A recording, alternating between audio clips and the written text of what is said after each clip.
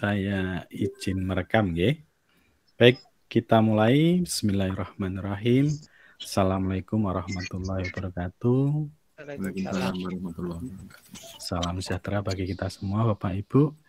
Yang pertama, rasa syukur kita panjatkan pada Allah Subhanahu wa taala yang sudah memberikan kesehatan, waktu sehingga kita semua dapat bertatap muka Bapak Ibu walaupun secara virtual nggih.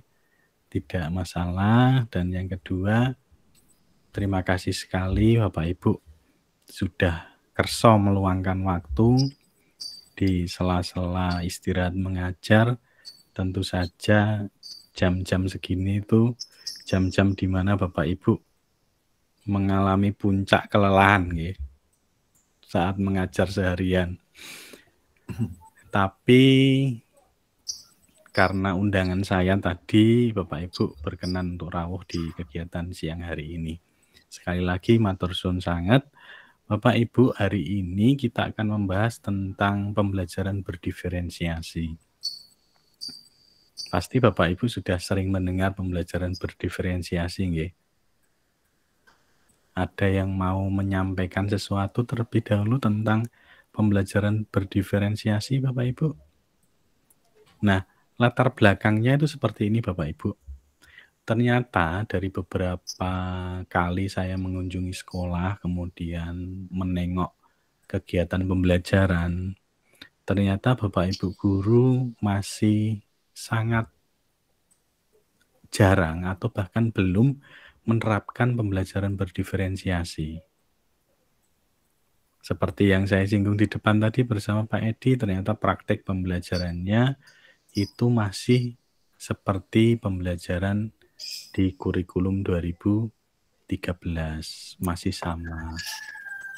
Kemudian, nah itu yang membuat saya pengen berbagi tentang pembelajaran berdiferensiasi tadi, Bapak Ibu. Nah, Bapak Ibu, sebelum kita mulai, apakah hal itu terjadi juga di sekolah Bapak Ibu? Ibu Ning sudah tidak bisa nggih ngendika nggih. Karena suaranya sedang terganggu. Kalau Pak Edi tadi sudah menyampaikan juga sepakat dengan saya. Kemudian Pak Suhari juga sepertinya baru sibuk ini nggih. Atau dari Bapak Ibu guru, pengalamannya seperti apa? Pak Budi misalkan, masih sama seperti kemarin ngajarnya atau ada perbedaan Pak Budi selain P5 tentunya? Monggo Pak Budi.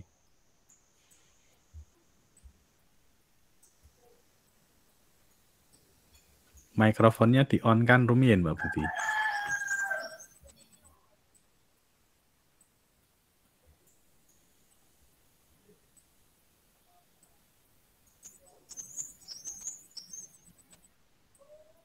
Oke.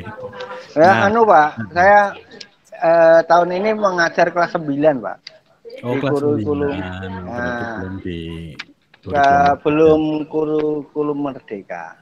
Masih di kelas 9, mungkin tahun depan. Oke. Baik, terima kasih Pak Budi. Bapak Ibu, saya izin share screen ya tentang pembelajaran berdiferensiasi ya.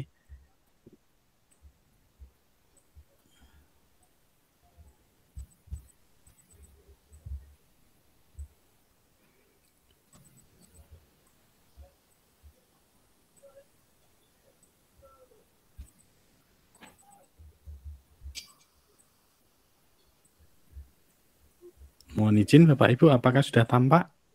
Sudah. Sampun nggih. Sampun, Bu. Sampun, Pak. Baik Bapak Ibu. Nah, sekarang kita akan berkenalan tentang bagaimana memulai pembelajaran berdiferensiasi.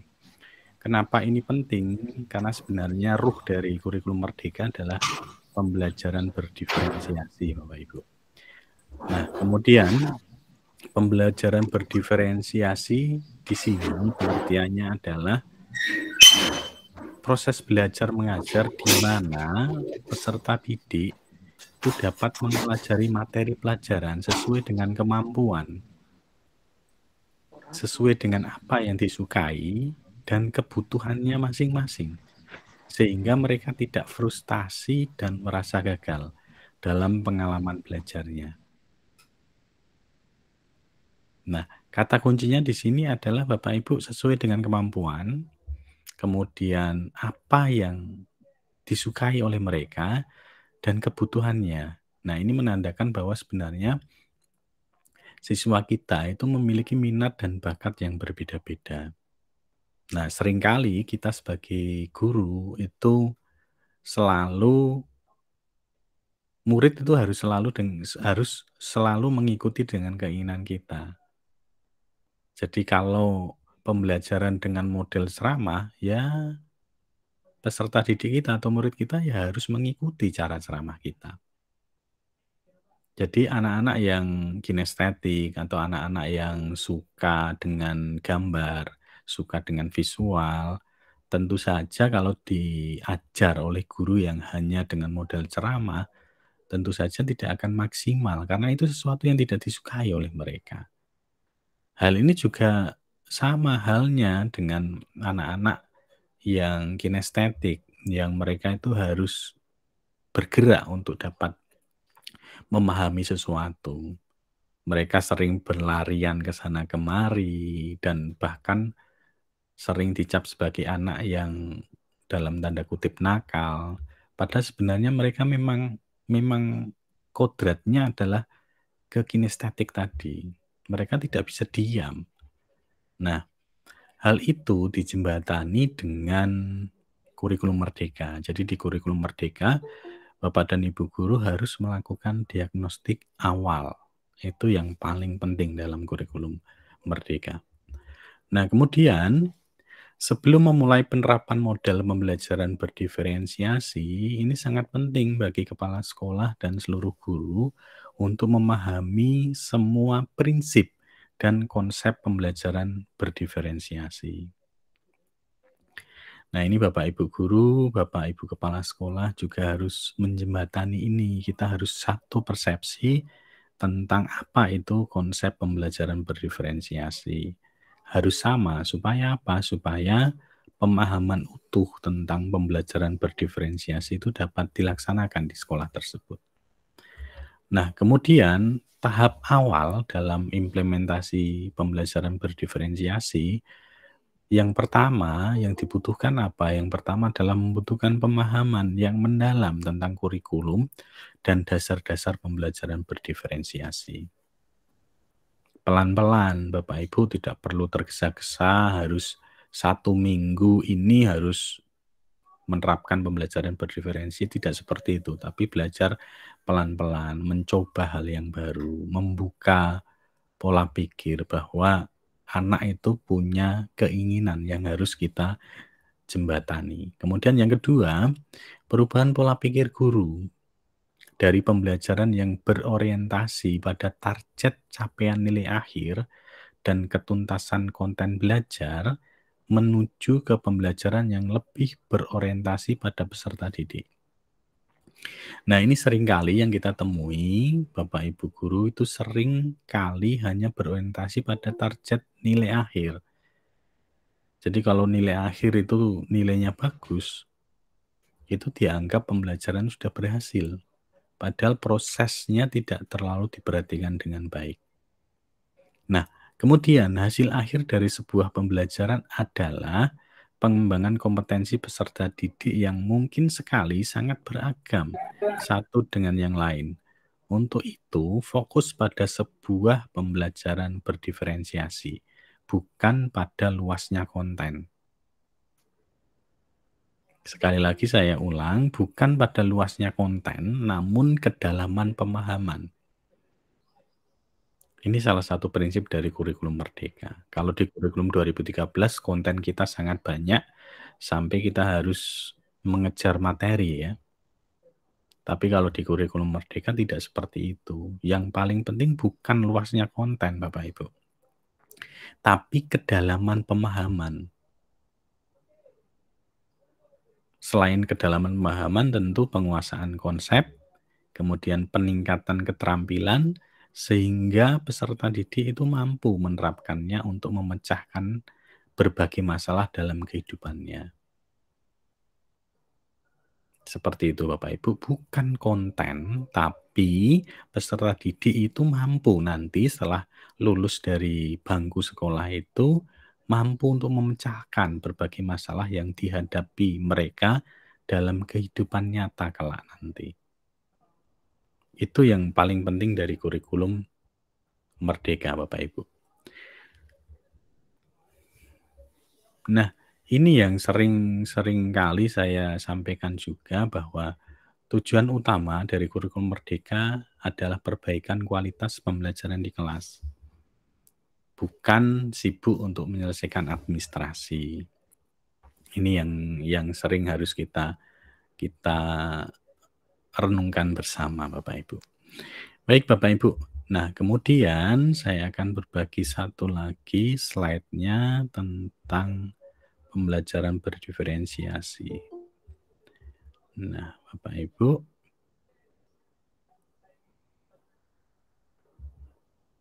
Oke, saya langsung ke sini saja Bapak Ibu. Nah, di sini Bapak Ibu menyinggung lagi konsep kurikulum Merdeka itu berdasarkan dari filosofi pendidikan dari Ki Hajar Dewantara. Yang pertama konsep Among. Pendidikan itu menuntun Bapak Ibu. Pendidik kita sebagai pendidik itu ibarat sebagai petani. Tugas petani itu hanya menjaga, merawat. Ibaratnya kalau kita menanam jagung, tugas kita itu hanya menanam jagung, kemudian memberi pupuk, menjaga dari gangguan hama, kemudian memberi pengairan, supaya jagung itu dapat tumbuh maksimal, tumbuh optimal. Kita tidak boleh mengharapkan jagung itu, memaksa jagung itu menjadi padi misalkan. Tidak boleh Bapak Ibu, tapi tetap menyesuaikan kodrat si anak itu. Kalau dia tumbuh menjadi seorang jagung, ya tetap menjadi jagung yang benar-benar jagung yang optimal. Nah, hal itu yang harus kita tekankan dalam kurikulum Merdeka. Jadi si anak itu punya bakat dan minat masing-masing. Kita tidak boleh memaksakan anak itu semua harus pintar matematika, harus pintar IPA, tidak seperti itu. Tapi kita lihat dulu bakat dan minat anak ini di apa. Kalau dia bakat di seni, dia bakat di menggambar, tumbuhkan, optimalkan bakat itu. Supaya bakat itu dapat membahagiakan mereka di masa depan mereka, menjadi anak-anak yang benar-benar dapat berdiri, dapat mandiri, berdiri di kaki mereka sendiri, tanpa bantuan atau merepotkan orang lain, untuk mencapai kebahagiaan mereka setinggi-tingginya. Nah, kemudian kodrat zaman ya Bapak Ibu ya. Ini saya mengulang di pelatihan mandiri di platform Merdeka Mengajar. Kalau Bapak Ibu menyimak pelatihan mandiri di platform Merdeka Mengajar, apa yang saya sampaikan ini pasti sudah Bapak Ibu kuasai. Kemudian Bapak Ibu, ini saya skip dulu ya. Ini di platform Merdeka Mengajar sudah sering disinggung tentang teori tabula rasa, kemudian teori konvergensi dan teori nativisme. Kemudian Bapak Ibu, kita langsung ke pembelajaran berdiferensiasi. Bapak Ibu, menurut Tomlinson, pembelajaran berdiferensi adalah usaha untuk menyesuaikan proses pembelajaran di kelas untuk memenuhi kebutuhan belajar individu setiap murid. Karena apa? Karena setiap manusia itu sudah berbeda sejak lahir. Bahkan anak yang kembar identik pun pasti akan berbeda. Kemudian yang ketiga, setiap murid itu dapat dikategorikan sesuai dengan kebutuhan belajar masing-masing. Nah, bagaimana cara kita memfasilitasi kebutuhan belajar anak? Nah, di sini Bapak Ibu, kebutuhan belajar anak itu berkaitan tentang 3 hal. Yang pertama tentang kesiapan belajar, yang kemudian minat belajar, yang ketiga profil belajar. Kesiapan belajar di sini itu untuk memodifikasi tingkat kesulitan pada bahan pembelajaran, sehingga dipastikan murid terpenuhi kebutuhan belajarnya. Yang kedua, minat belajar itu untuk menggunakan keterampilan atau ide yang familiar bagi murid sebagai jembatan untuk mempelajari ide atau keterampilan yang kurang familiar atau keterampilan baru bagi mereka. Nah, kemudian profil belajar ini untuk apa? Untuk memberikan kesempatan pada murid untuk belajar secara natural dan efisien. Bapak Ibu, di pembelajaran berdiferensiasi ada 3 strategi pembelajaran.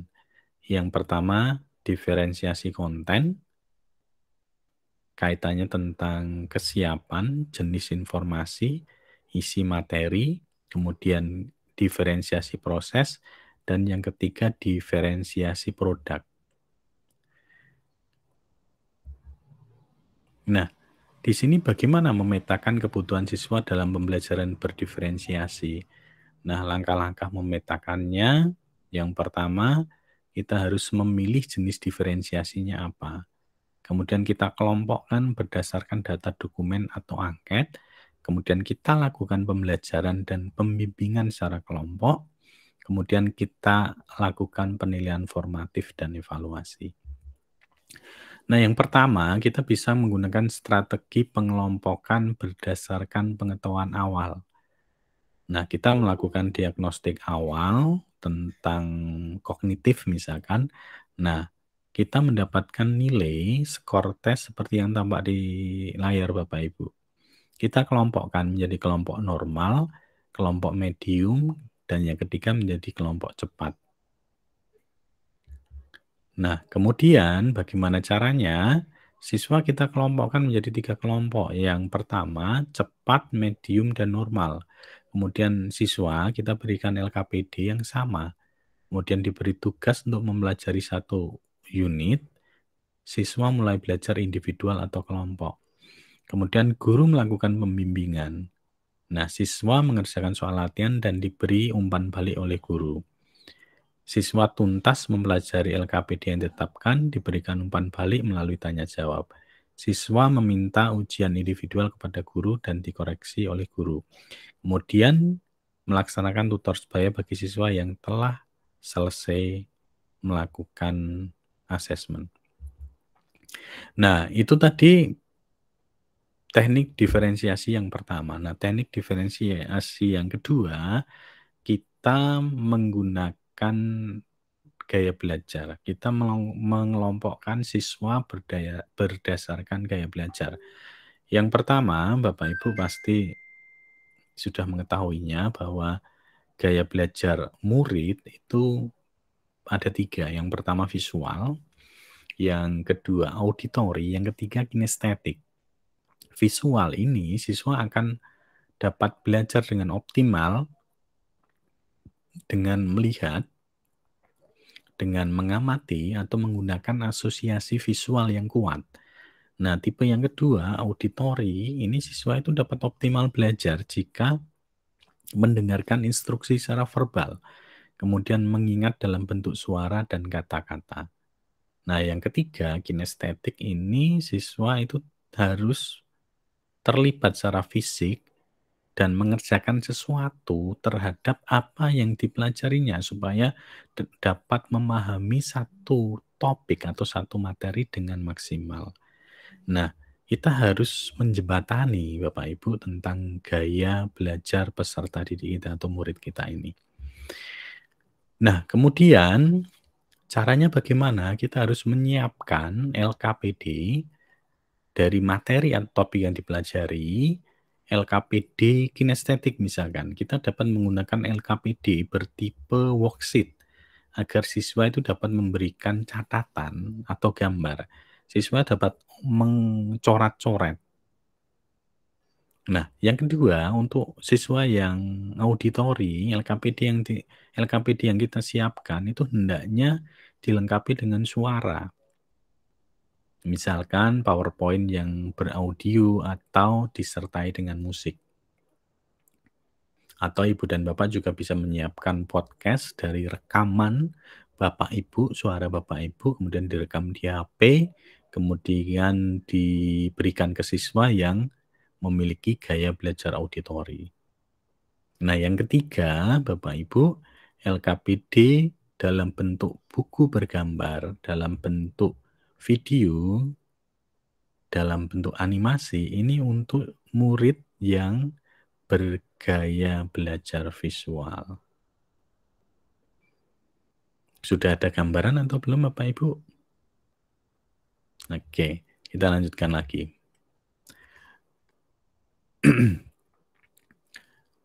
Nah, ini pembelajaran berdasarkan gaya belajar ya Bapak Ibu ya. Kayaknya ini terlalu banyak.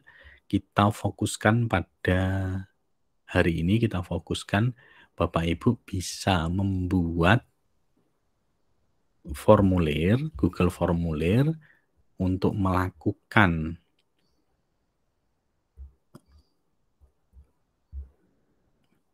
Jadi hari ini Bapak Ibu saya minta untuk bisa membuat satu angket yang dapat mengukur gaya belajar murid Bapak Ibu. Bapak Ibu di sini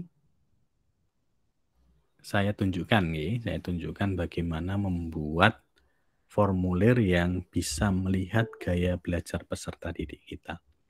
Bapak Ibu saya kopikan link di kolom chat atau saya bagikan sebentar nggih. Oke ya. Gaya belajar.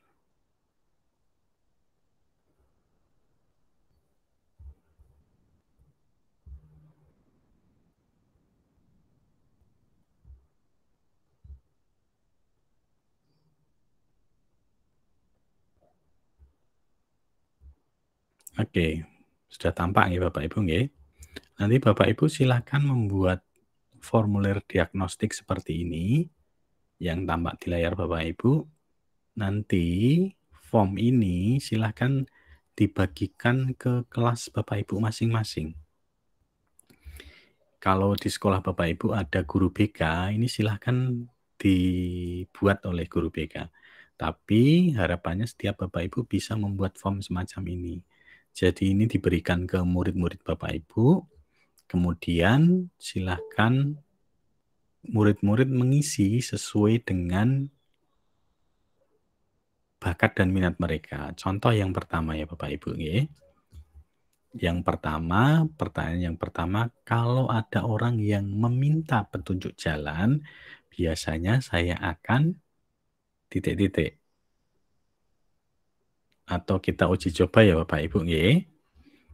Saya bagikan form ini, kemudian nanti kira-kira Bapak Ibu nanti memiliki kecenderungan gaya belajar seperti apa.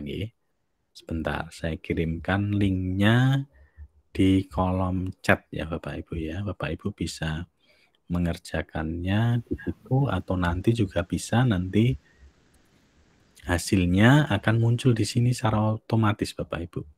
Ini tadi saya uji cobakan ke beberapa teman pengawas dan ternyata di sini terlihat Bapak Ibu kecenderungannya seperti Pak Soeharto. Ternyata beliau ini kecenderungan gaya belajarnya adalah kinestetik. Kemudian Pak Joko ternyata kecenderungannya adalah auditori. Sama halnya dengan Bu Sukmandari.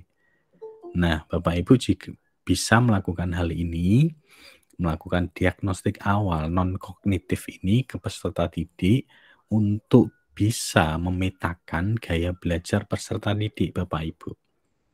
Nah, setelah itu Bapak Ibu bisa membuat LKPD-nya sesuai dengan gaya belajar peserta didik.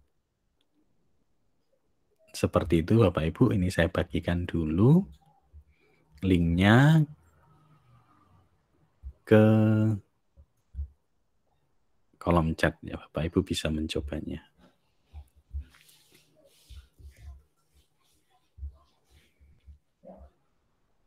Oke, Bapak Ibu. Sekarang sudah hadir berapa peserta ini Bapak? Sudah ada 29 peserta. Baik Bapak Ibu, apa yang saya sampaikan ini ada umpan balik dari Bapak Ibu atau ada pertanyaan?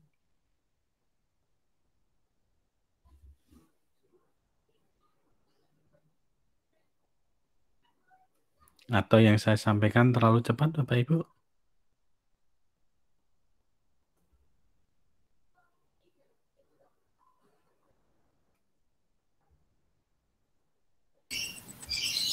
Selamat siang Pak Ufi. J, Pak Edi. Ini berkaitan dengan model yang berbeda itu tadi loh, yang ada visual, ada audio dan seterusnya, kira. J. Itu berarti kan guru nanti menyiapkan 3 bentuk model itu. Betul. Apakah itu bisa sekaligus dipakai atau dilakukan dalam satu pembelajaran? Maksudnya untuk yang kinestetik nanti dibantu dengan modul yang ini, yang audio dengan yang ini. Kalau dibagi sekali waktu itu kan sangat merepotkan, Pak. Ataukah modul ini nanti dipakai ketika mereka belajar di rumah? Bisa langsung, Pak Edi. Contoh gini ya. Contoh prakteknya seperti ini, Bapak Ibu. Nah, Bapak Ibu kan nanti membuat 3 kelompok, nih. 3 kelompok. Yang pertama visual, yang kelompok kedua itu auditori, yang ketiga kinestetik. Nah, kita buat LKPD-nya sesuai dengan gaya belajar mereka. Contoh visual. Berarti yang kita siapkan adalah media pembelajaran yang berbasis visual, Pak Edi. Contoh LKPD yang bergambar. LKPD yang ada konten videonya. Di satu kelompok itu, Pak Edi. Nah, di kelompok kedua, auditori, kita bisa menggunakan beberapa alternatif LKPD. LKPD yang ada rekamannya. Nah, kalau sekolah belum memiliki perangkat, kita bisa dengan model ceramah, Pak Edi. Iya kan?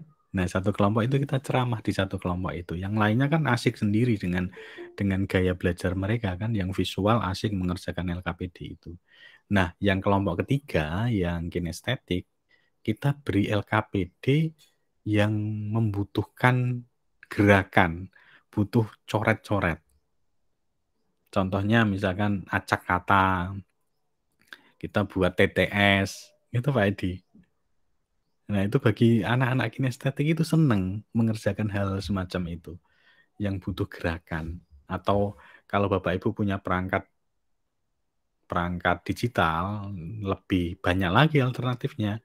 Bisa menggunakan Quizzes, bisa menggunakan Kahoot, bisa menggunakan Wordwall, bisa menggunakan LKPD digital. Nah, seperti itu Pak Edi. Saya yakin itu tidak sulit Pak Edi. Nah, seperti itu caranya. Nah, kemudian setelah itu kan namanya diferensiasi proses. Nggih.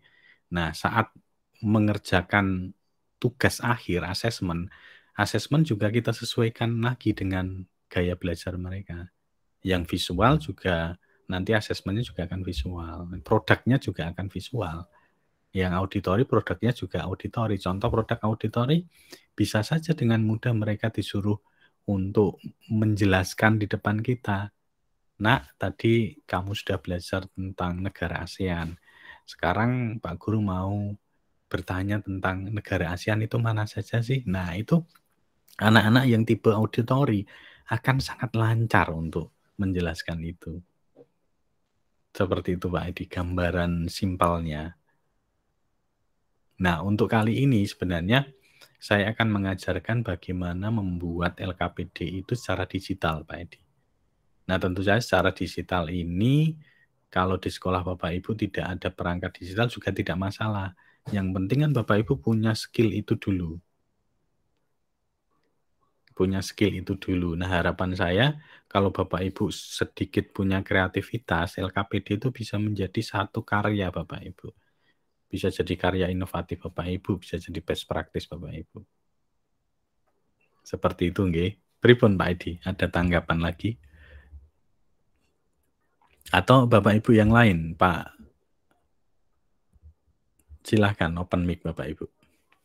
Atau sudah kecapean nggih Bapak Ibu jam segini? Kalau kembali ke tadi ya, yang saya masih gitu, punya pemikiran anak nanti kan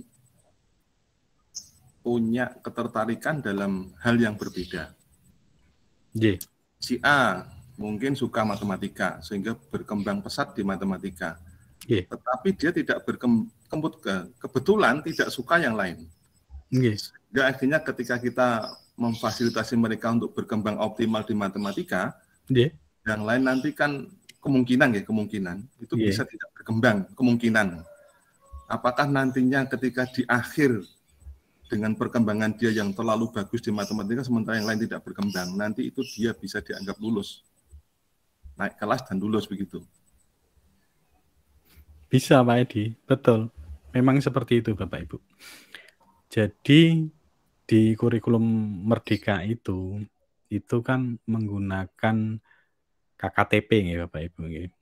Jadi anak-anak yang mungkin minat dan bakatnya itu tidak maksimal di satu pembelajaran itu dikatakan berhasil itu jika ada kemajuan belajar. Nah, kemajuan belajar itu kan tidak harus benar-benar bisa seluruhnya kan Pak Edi kan. Ada pembelajaran yang bisa. Nah, itu anak bisa dianggap sudah tuntas Bapak Ibu di mata pelajaran itu. Jadi jangan beranggapan seperti kurikulum 2013 yang lalu yang harus memaksakan anak itu bisa materi yang tidak disukai oleh mereka. Seperti itu Pak Edi. Pak Edi kayaknya masih terbayang-bayang dengan kurikulum yang lalu deh. Jadi anak itu di kurikulum yang lalu itu kan harus bisa segalanya kan. Dan itu mustahil Pak Edi. Iya. Seorang jago matematika itu tidak mungkin akan mampu luar biasa di bidang bahasa misalkan. Pasti punya kecenderungan seperti itu. Dan Bapak Ibu tidak boleh memaksakan tadi Bapak Ibu. Tugas Bapak Ibu itu cuma mengoptimalkan kodrat alam mereka. Kita tuntun Bapak Ibu. Kalau dia itu jago di olahraga, ya sudah memang bakatnya dia di situ. Jangan sampai kita marah-marah. Kalian tuh enggak perhatian dengan pelajaran Pak Guru. Nilai kamu jelek-jelek semua. Kemudian kamu si anak itu dianggap bodoh di pelajaran itu. Tidak seperti itu Bapak Ibu. Berarti kodrat dia tidak di matematika, kodrat dia di atletik. Seperti itu Bapak Ibu. Okay? Jadi ya, apakah tidak begini ya Pak Ubi ya? Dalam ketika diketahui beberapa siswa itu bagus di matematika. Terus yang lain ada yang olahraga. Yang lain ada yang bahasa Inggris. Itu kita kira mungkin enggak ya nanti itu suatu saat akan diadakan pembelajaran matematika saja yang mereka memang fokus ke sana, berkembangnya lebih bagus. Hanya bahasa Inggris disatukan ke dalam pembelajaran bahasa Inggris saja.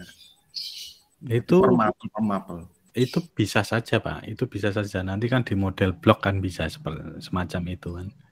Nanti ke depannya kalau sekolah itu benar-benar sudah memahami konsep kurikulum Merdeka dengan holistik ya, dengan menyeluruh, nah itu bisa juga diterapkan semacam itu. Seperti itu nih Bapak Ibu, tapi jangan dilupakan bahwa kita punya profil pelajar Pancasila yang itu harus benar-benar integral di situ. Jadi anak-anak didik kita itu bukan hanya pintar, bukannya kritis, tapi dia juga harus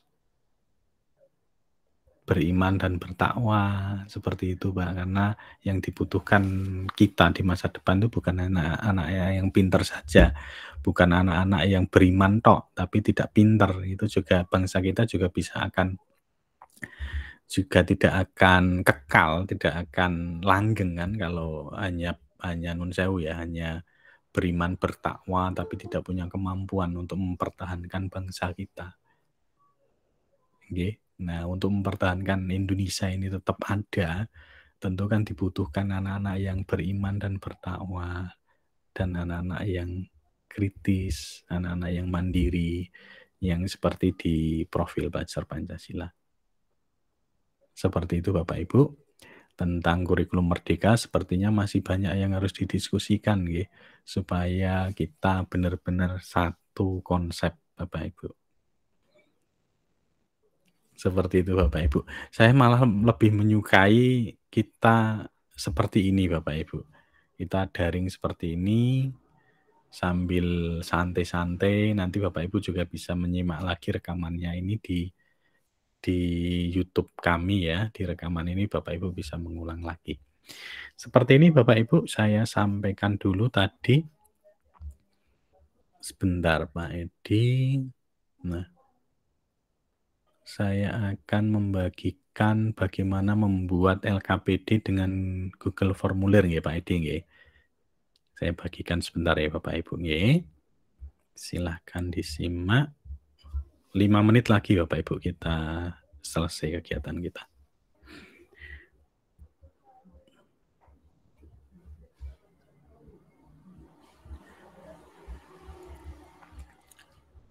Bapak Ibu membuat Google Form, saya yakin Bapak Ibu sudah familiar nggih.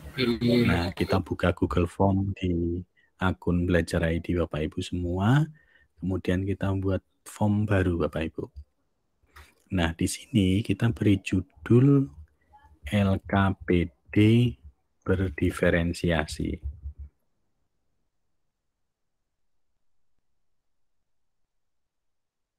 Kemudian Bapak Ibu ketikkan nama. Di sini nama siswa nggih. Kemudian kita wajib isi. Nah, di sini Bapak Ibu kita buat 3 kategori Bapak Ibu. Berarti gaya belajar,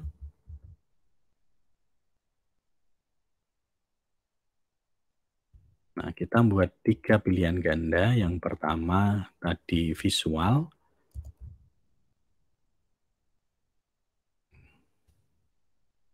yang kedua auditory, yang ketiga kinestetik. Bapak Ibu, nah kemudian setelah ini kita buat 3 bagian lagi Bapak Ibu.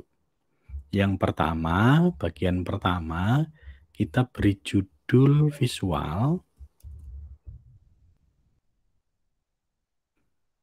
Buat bagian yang kedua, kita beri judul auditory.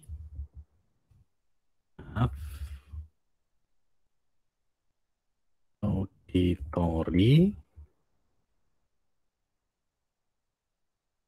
Bagian yang ketiga kita buat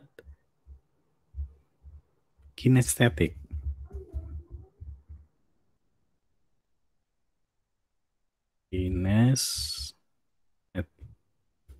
Nah, Bapak Ibu hati-hati di sini. Nah, langkah ini silakan diperhatikan Bapak Ibu.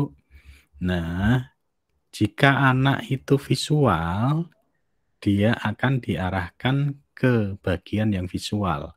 Yang auditory ke auditory, yang kinestetik ke kinestetik.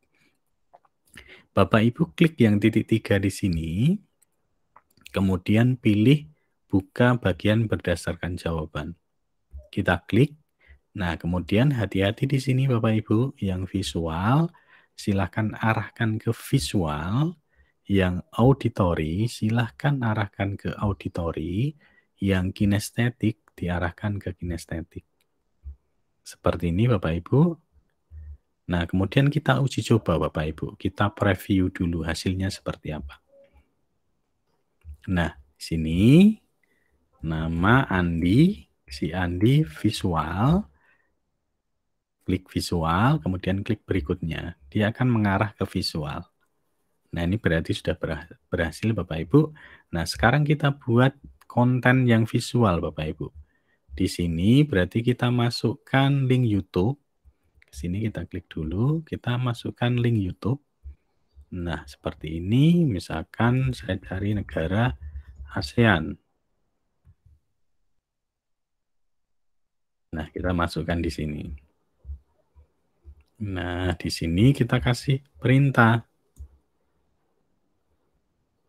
Silakan simak materi tentang negara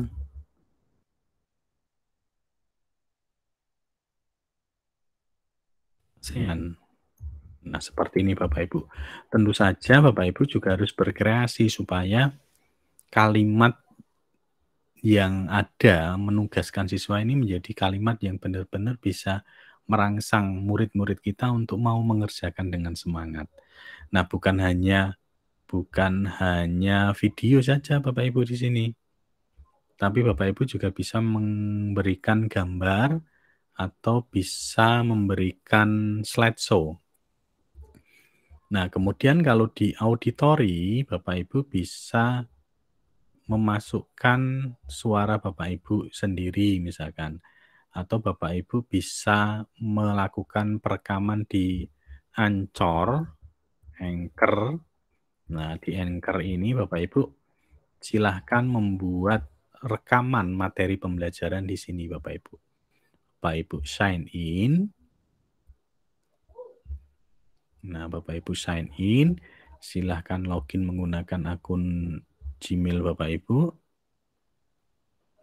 Nah, kemudian silahkan Bapak Ibu melakukan perekaman di sini dengan laptop Bapak Ibu.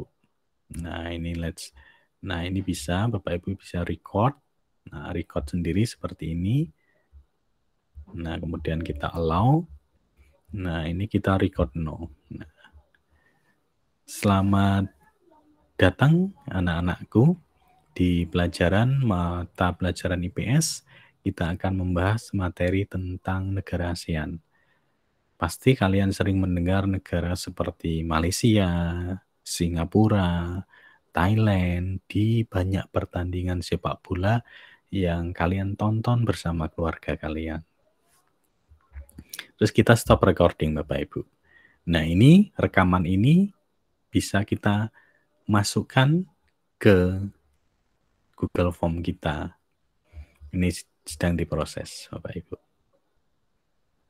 Nah, Bapak Ibu bisa menggunakan Anchor, aplikasi Anchor ini secara gratis untuk menjembatani atau memfasilitasi murid-murid kita yang auditori. Seperti itu Bapak Ibu. Nah, ini sudah. Kita coba ya Bapak Ibu, kita previewnya seperti apa suaranya. Selamat datang anak-anakku di pelajaran mata pelajaran IPS. Kita akan membahas materi tentang negara ASEAN. Nah, seperti ini Bapak Ibu, kalau Bapak Ibu nanti pengen memberikan background musik di belakangnya, bisa Bapak Ibu. Bisa dikasih little powder misalkan, nah seperti ini. Nah, jadi ya kayak seperti podcast. Bisa Bapak Ibu edit sendiri sesuai dengan minat peserta didik kita. Dan saya yakin anak-anak generasi sekarang, anak-anak milenial sangat senang, sangat gandrung sekali dengan hal-hal semacam ini. Bisa juga saat mereka di rumah sambil mendengarkan podcast Bapak Ibu, mendengarkan materi yang Bapak Ibu rekam di Anchor seperti ini. Nah, kemudian yang ketiga Bapak Ibu, tadi kan di auditori sudah ya, kita membuat Anchor. Kemudian yang ketiga kinestetik Bapak Ibu. Nah, kinestetik ini kita bisa memasukkan ini Bapak Ibu, ini aplikasi andalan saya, yaitu Live Worksheet. Ini luar biasa Bapak Ibu. Kita buat ya, kita cari ya, contoh negara ASEAN. Nah, Bapak Ibu bisa membuat LKPD ini menjadi sangat-sangat menarik. Kita buat satu contoh Bapak Ibu. Nah, kita lihat. Nah, ini kalau kita berikan ke peserta didik kita, niscaya peserta didik kita akan senang sekali. Nah, ini LKPD ini bisa diisi Bapak Ibu. Bisa diisi dengan Andi. Nah, kemudian di sini ada materinya lengkap. Kemudian setelah murid kita ini mempelajari materi, dia akan dihadapkan dengan ini acak kata. Nah, setelah membaca artikel berita pada halaman sebelumnya, temukan 10 negara yang tergabung dalam organisasi ASEAN. Nah, ditarik saja ini. Nah, ini kan Thailand. Nah, ini berarti ketemu satu. Nah, anak-anak kinestetik dihadapkan hal semacam ini, dia senang sekali. Nah, Brunei kayak gitu. Ya kan? Berarti ada 10 nanti dicari. Ini model yang pertama Bapak Ibu. Nah, yang kedua, Bapak Ibu, anak-anak kita, murid-murid kita juga akan ada aktivitas untuk ngetik di sini. Oh, di sini berarti Singapura. Sini berarti Indonesia. Kita lanjutkan lagi ya, seperti apa? Di sini ini negara Malaysia. Ibu kotanya di mana? Nah, seperti itu Bapak Ibu. Kuala Lumpur. Nah, seperti itu. Ini model soalnya banyak sekali Bapak Ibu, termasuk pilihan ganda juga, misalkan ini klik A, klik C, klik B. Nah, kalau sudah dikerjakan semua, anak-anak kita bisa mengumpulkan lewat finish. Nah, nanti akan muncul nilainya. Nah, ini ada 2. Bisa cek my answer. Nah, cek my answer ini penting sekali Bapak Ibu. Nah, cek my answer. Nah, kemudian kita klik. Nanti kalau ini pilihannya berarti masuk ke email ya Bapak Ibu ya. Ada pilihan juga nanti kalau hasilnya ini bisa langsung muncul di sini. Ada nilainya, kita cek di sini. Apakah ada nilainya di halaman ini? Oh, sepertinya soal ini. Oh, ada. Ternyata saya hanya dapat skor 1 Bapak Ibu dari 10. Oke, seperti itu Bapak Ibu. Untuk anak-anak kinestetik itu bisa digunakan untuk menambah minat belajar mereka.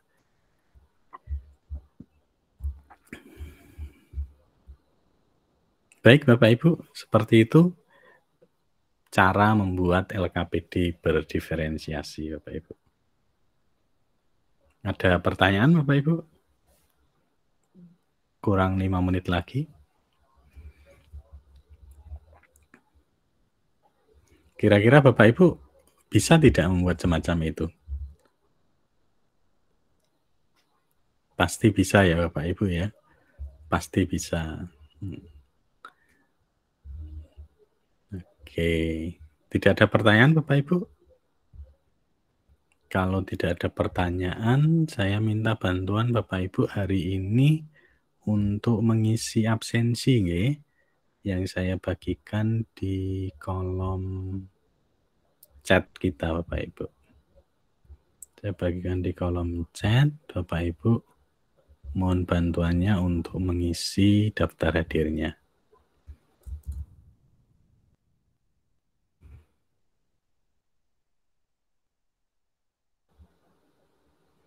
Oke, yang pertama tadi ada form untuk mengetahui gaya belajar ya Bapak Ibu.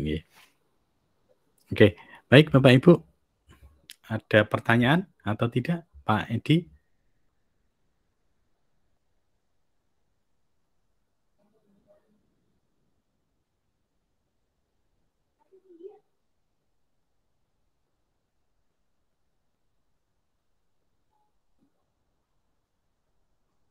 Pak Budi, ada pertanyaan tidak Pak Budi? Sudah 13.56. Baik Bapak Ibu, jika tidak ada pertanyaan, Bapak Ibu bisa menyimak kembali apa yang saya sampaikan ini di YouTube Pengawas SMP. Bapak Ibu bisa juga bertanya ke kami via WA atau via komunikasi yang lain jika Bapak Ibu ingin menerapkan pembelajaran berdiferensiasi. Kegiatan ini masih dalam tahap uji coba ya Bapak Ibu ya. Kedepannya kita harus lebih memperbanyak kegiatan semacam ini supaya lebih efektif Bapak Ibu. Saya itu kalau harus ke sekolah Bapak Ibu itu paling takut dengan satu hal Bapak Ibu, yaitu mengganggu hak peserta didik. Jika saya berkunjung ke sekolah Bapak Ibu di jam-jam mengajar, tentunya itu akan mengganggu KPM Bapak Ibu. Kalau siang kita melakukan pelatihan juga tidak efektif ya Bapak Ibu ya, karena Bapak Ibu konturnya jam 2. Baik Bapak Ibu, terima kasih sekali atas perhatiannya siang hari ini. Terima kasih sekali atas rawuhnya di sela-sela Bapak Ibu mengajar siang hari ini. Dan terima kasih sekali atas perhatiannya. Saya tutup dengan bacaan hamdalah Bapak Ibu. Alhamdulillahirrabbilalamin. Wassalamualaikum warahmatullahi wabarakatuh. Waalaikumsalam warahmatullahi wabarakatuh. Pak, kirim linknya absen, Pak. Link absen Bapak Ibu di kolom chat Pak. Oke.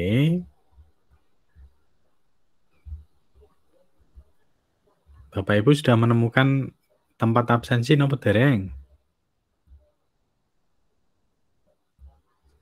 Oke. Baik Bapak Ibu, terima kasih sekali Sugeng Kondur. Waktu sudah jam pukul 2 kurang 2 menit nggih. Terima kasih, kegiatan ini saya tutup Bapak Ibu. Terima kasih Pak Edi Budi, Pak Ibu Stioningse, Pak Suhari, terima kasih. Sama-sama Pak, sami-sami. Nggih Bapak. Formulir diagnosis, contoh diagnosis. Sami-sami Pak. Nggih, Pak Budi hati-hati di jalan. Nggih. Ini boleh, mboten ini. Itu contoh. Yang penting dokter hadir di sini.